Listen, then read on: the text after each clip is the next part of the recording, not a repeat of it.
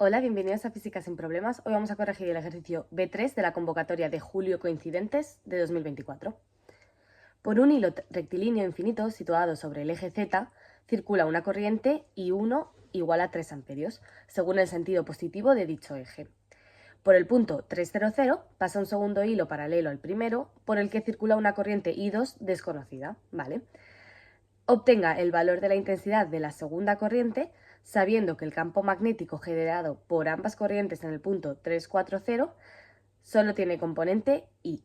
Vamos a dibujar los datos que nos acaban de comentar para ver qué situación tenemos. Así que, como nos dicen que los hilos conductores son paralelos al eje Z y los puntos están contenidos en el plano XY, podemos representar fácilmente el plano XY en nuestro papel y el eje Z es el que sale hacia arriba. Entonces, la primera corriente que te dicen que está situada sobre el eje Z en sentido positivo es que está exactamente en el eje Z, es decir, en el eje de coordenadas de XY, en el 0, 0. Y como dice también que va en el sentido positivo, es hacia afuera. Y eso lo representamos con un punto. Por otro lado, en el 300, es decir, por aquí, sabiendo que estos son 3 unidades, un segundo hilo que no sabemos si va para adentro o para afuera. Por otra parte, también nos han dicho que en el 3,4, pues pongamos que más o menos por aquí, sabiendo que estos son 4 unidades, le voy a llamar punto A, esto intensidad 1, que es igual a 3 amperios, y esto intensidad 2, que no lo sabemos todavía. Y sabemos que el campo magnético solo tiene componente I, es decir, que o bien este es el campo magnético o bien este es el campo magnético. Lo dejo un poco aparte. Vamos primero a ver cuál es el campo que crea el primer hilo conductor, que está totalmente determinado porque sabemos la distancia y la intensidad y el sentido. Así que con la regla de la mano derecha, como va hacia afuera, esto tiene el sentido contrario a las agujas del reloj. Es decir, que cuando pasa por A, más o menos tendremos un B sub 1 de esta manera. Y ahora, la intensidad 2, hay dos opciones, o que sea para arriba y sentido antihorario, o para abajo y sentido horario, según la regla de la mano derecha. En ambos casos significaría o que tenemos, lo voy a poner en otro color, o que tenemos una componente B sub 2 así, o una componente B sub 2 así, ¿vale? Lo que pasa es que queremos que la suma total sea una de estas dos, ¿vale? Entonces, vamos a ver el primer caso. Lo único que podremos hacer así en este, ya tenemos la dirección y el sentido, será alargar o acortar, digamos, este vector, es decir, que haya más intensidad o menos, y el final, al sumarlo con B1, me dé B. Entonces, si esto, por ejemplo, lo hacemos de tal manera que cuadre, sí que podríamos conseguir este campo magnético. Ahora vamos a ver el otro caso. Si, por el contrario, tenemos esta componente B2, la hagamos lo grande o pequeña que lo hagamos, siempre te va a quedar alguna componente en el eje X. Entonces, esta no va a ser la que queremos. Y además, el campo magnético que estamos buscando es el de para arriba. Vale, pues viendo estas dos posibilidades y quedándonos con la buena, sabemos que P tiene que ser en el sentido positivo del eje X, por lo que necesitamos un hilo conductor que vaya hacia abajo, ¿vale? En el sentido de las agujas del reloj lo voy a dejar escrito. Entonces, I2 es corriente en el sentido negativo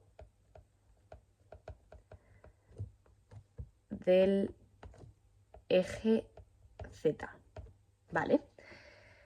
Y pues ahora tenemos que ver exactamente cuánta intensidad tiene esta corriente. Vamos a escribirlo explícitamente, que el campo magnético en A siempre vamos a saber que es la superposición del campo magnético debido a la primera corriente más el debido a la segunda corriente también en el punto A. Pues esta primera corriente ya hemos visto que era más o menos sencillo. Lo único, ahora tenemos que saber el vector unitario que la acompaña, esta U, ¿vale? Entonces, hay muchas maneras de hacerlo. Yo ahora voy a elegir hacerlo con senos y cosenos. Entonces, encuentro este triángulo rectángulo, ¿vale? Y a esto lo voy a llamar alfa. Entonces, aquí con la horizontal, si esto lo prolongo, esto también sería alfa. Y además, esto también sería alfa. Como sé que mi vector campo magnético es perpendicular a el vector posición, ¿vale? El que te indica la posición desde I1 hasta el punto A, es decir, esto son 90 grados, por lo que el ángulo que a mí me interesa, este, van a ser 90 menos alfa. Vale, pues ahora, poco a poco. Primero, ¿cuánto es alfa? Alfa será la arcotangente del cateto opuesto entre el contiguo. El opuesto es este de aquí, que son 4 unidades, y el contiguo es este de aquí, que son 3 unidades. Entonces, 4 tercios. Alfa son 53,13 grados, ¿vale? Entonces, 90 menos alfa, que es el que a mí me interesaba, son 36,87 grados. Vale, entonces ya tenemos este ángulo que nos interesa. Ahora tenemos que ver cómo se relaciona con B1X y B1Y. Sabemos que esto es B1X y esto será B1Y. Por lo que, por ejemplo, el seno de 90 menos alfa, es decir, de 36,87, tiene que ser igual a el opuesto, es decir, la altura B1Y entre la hipotenusa, que es B1. B1Y entre B1. Y lo mismo con el coseno, ¿vale? Coseno de 36,87, entonces ya sabemos que es B1X entre B1. Vale, pues como yo ahora voy a separar B1 en su componente B1X y B1Y, simplemente tengo que despejar de esta relación que nos ha quedado por aquí arriba. Es decir, que B1X, ¿vale? Es B1 por coseno de 36,87 en la dirección del eje X, más B1 por seno de 36,87 en la dirección del eje Y. El problema que hay con esto de las identidades trigonométricas es que tenemos que fijarnos muy bien en los sentidos, ¿vale? Simplemente nos están dando el valor absoluto. Entonces, si yo sé que B1 tiene esta dirección y sentido, sé que la componente Y es positiva y la componente X es negativa. Y eso lo tengo que añadir, digamos, aquí. Entonces, la componente Y es positiva, pero la componente X es negativa. Vale, y ahora ya a esto le sumo B2, que hemos visto que es un poquito más sencillo porque simplemente va a tener componente en el eje X. Por lo que, vale, le sumo B2 y la dirección de B2 es positiva en el eje X. Pues un más I. Y ahora ya vemos que dando los valores correctos a B2 sí que se va a poder compensar con la componente x del B1, porque esto es negativo y esto es positivo. Vale, pues vamos a poner números para que se vea un pelín más claro. B1 es mu sub 0, ya lo voy a escribir, 4pi por 10 elevado a menos 7, 4pi por 10 elevado a menos 7, por la intensidad, que son 3 amperios, entre 2pi y la distancia que haya. Vale, la distancia que hay entre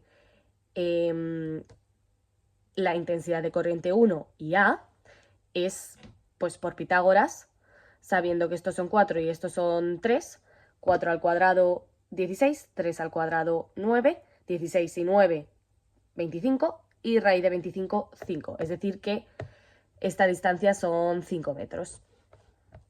Pues lo pongo por aquí, por 5.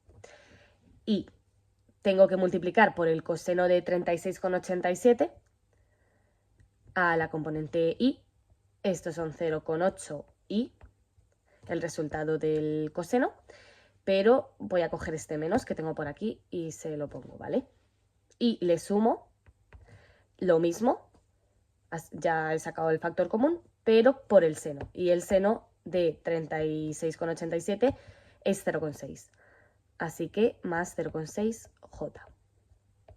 Y ahora le tengo que sumar B2, que tiene dirección Y.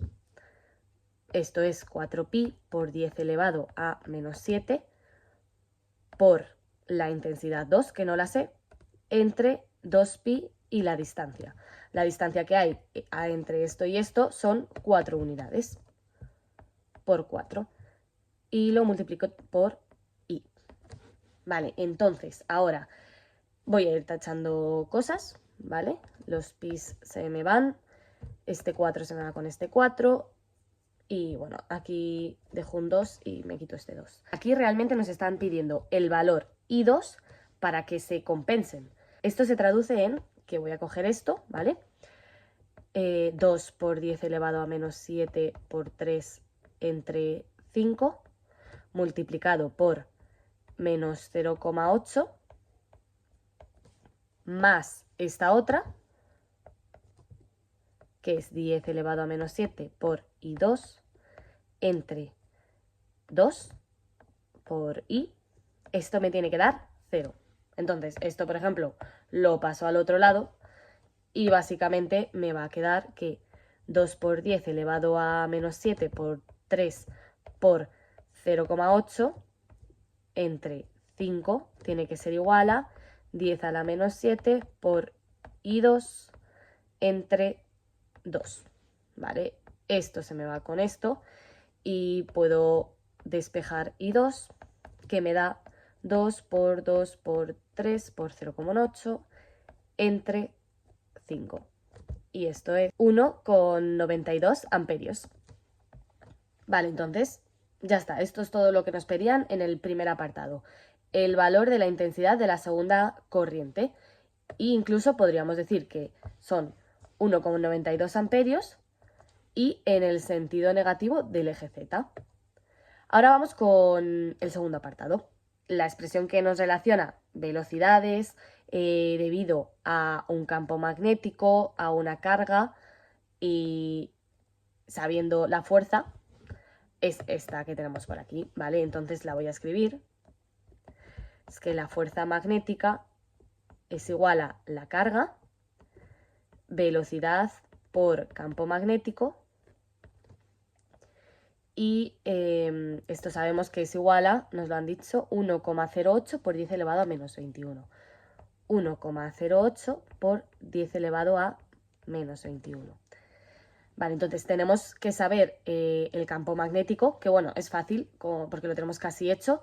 Ya sabemos que estas dos componentes, esta y esta, se anulan. Solo me quedaría saber la componente en el eje Y, que lo voy a poner por aquí. B es igual a 2 por 10 elevado a menos 7, estoy copiando esto, ¿vale? Que ya está simplificado un poquito, por 3 entre 5 y multiplicado por 0,6 J. y esto me da 7,2 por 10 elevado a menos 8 en el eje y en positivo, ¿vale? Luego, la velocidad es lo que no sabemos. La carga de un electrón, nos acordamos que aquí es muy importante poner el valor de la carga, no el valor absoluto. Entonces, como nos han dado el dato del valor absoluto, le tenemos que añadir ese menos que corresponde a los electrones, ya que es una carga negativa. Así que menos 1,6 por 10 elevado a menos 19. Menos 1,6 por 10 elevado a menos 19. Vale, así que ya tenemos todo. Bueno, espera, la fuerza magnética tenemos que poner también, muy importante, la dirección y el sentido. Y menos 1,6 por 10 elevado a menos 19. Y ahora este producto vectorial lo hacemos de esta manera, sabiendo que lo primero, pues no tenemos nada de información, solo que pues puede tener componente X, componente Y y componente Z, no sabemos nada más. Y el campo solamente componente Y, que es 0, 7,2 por 10 elevado a menos 8 y 0. Y esto nos tiene que dar algo en el eje X solo. Venga, pues desarrollo esto un poquito. Esto se queda aquí igual, 10 elevado a menos 19. La componente X es 0 menos Vz por 7,2 elevado a menos por 10 elevado a menos 8, es decir, menos Vz por esto. Vale, en el eje Y esto me da 0, así que no hay problema. Y en el eje Z esto menos 0, ¿vale? Entonces Vx por 7,2 por 10 elevado a menos 8. Vale, y sabemos que esto nos tiene que dar solo componente en el eje X, por lo que obligatoriamente esto de aquí tiene que ser 0. Y eso solo ocurre si Vx es igual a 0. Por otro lado, pues menos 1,6 por 10 elevado a menos 19 por menos Vz por 7,2 por 10 elevado a menos 8 tiene que ser igual a 1,08 por 10 elevado a menos 21. Y pues despejando llegamos a que Vz tiene que ser igual a 9,38 por 10 elevado a 4 metros por segundo. Y realmente VI no tenemos nada más de información, entonces podría ser cualquier valor, podría ser 0, podría ser 2 metros por segundo, podría ser 100 metros por segundo, lo que sea, ¿vale? Entonces VI se queda indeterminado. Vale, la solución final será que la velocidad es lo que sea en el eje Y, ¿vale? Con su vector unitario J, pero obligatoriamente Vz, es decir, más 9,38 por 10 elevado a 4 con la K metros por segundo. Vale, y ya estaría. Entonces tenemos lo que nos han pedido por aquí, la velocidad del electrón y también la intensidad de la segunda línea de corriente. Pues bueno, este es un ejercicio bastante completito porque por un lado usamos las fuerzas y tenemos que saber desarrollar este determinante y por otro lado también tenemos que saber todas las identidades trigonométricas y cómo relacionar unas componentes con otras. Así que bueno, espero que haya quedado claro y si no, pues a seguir haciendo ejercicios para lograr entenderlo y nos vemos en el siguiente vídeo. Un saludo.